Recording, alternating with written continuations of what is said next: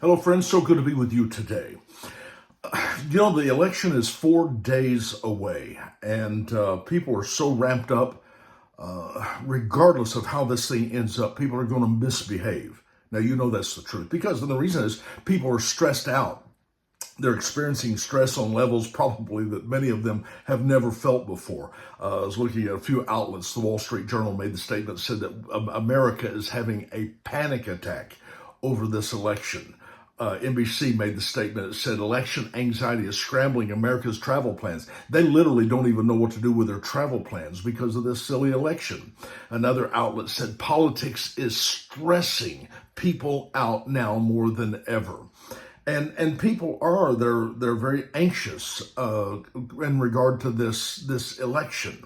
And regardless of how it ends up, there's going to be somebody that's going to be really upset. And unfortunately, many people are going to misbehave. They're going to do things they should not do. Listen to me. You don't need to be one of them. Do you hear me? As with many things in life that you're going to encounter, as with many things, you're going to have to decide in advance how you're going to respond to it. Now, isn't that really the way that we deal with most things? You could probably eliminate many of the problems you have because you're going to be confronted by things that are uncomfortable. You're going to be confronted by things that maybe you dislike. But if you decide in advance how you're going to respond, it keeps you looking in control. It keeps you looking, it actually keeps you from breaking down because you've already thought through this thing. So if it goes this way, this is how I'm going to respond. See, and the reason is because there's such a tendency to react. And that's where most people are. Something happens and they just react. They blow up and they look so foolish. They look so small when they react. They say things they shouldn't say. They act in ways they should not be acting. So you need to decide in advance. This is how I'm going to respond to this thing. You might say, well, what if the wrong person gets in? Well, you still need to make the decision how you're going to respond. And I want to just say this to you. Even if the person gets in that you don't think should be in, God has a way of working things with people that you would have never expected. The Bible said, the heart of the king is in the hand of the Lord like rivers and streams, and he'll turn it wherever he wants. And there was a lot of times when God used people that you would have never thought would be used, but God used them anyway. Cyrus, in the Bible, he was certainly not the man I would have thought, but God used him in a very powerful way. So, you might say, well, what are you going to do? What if the person gets in that you don't want? Well, that certainly happened to me before. I've had that experience. Well, here's what I'm going to do, and I make this decision in advance.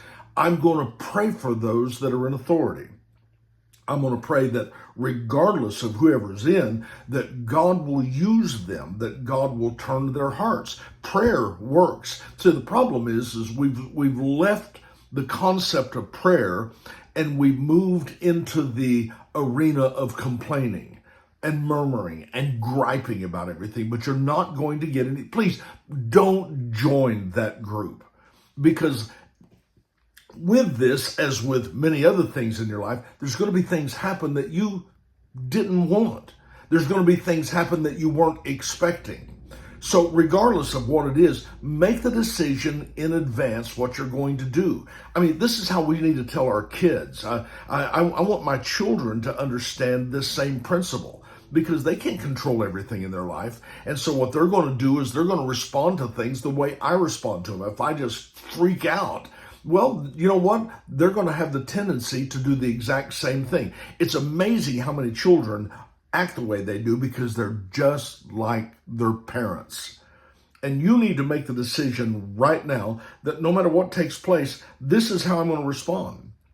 This is going to be my answer.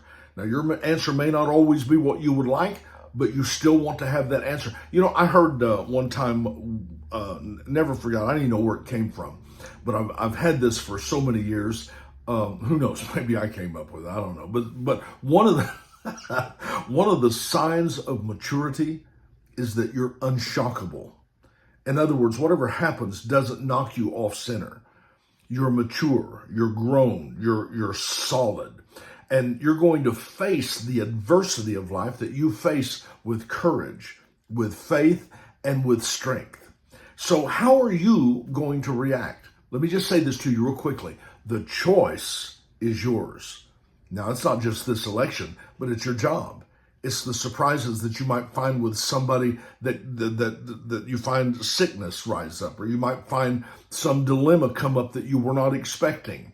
The choice is yours, but you need to act rather than react, because I'm just telling you, people that react, they just look like fools. They just do. They look like someone who is out of control. They can't control their thoughts. They can't control their words. They can't control their actions.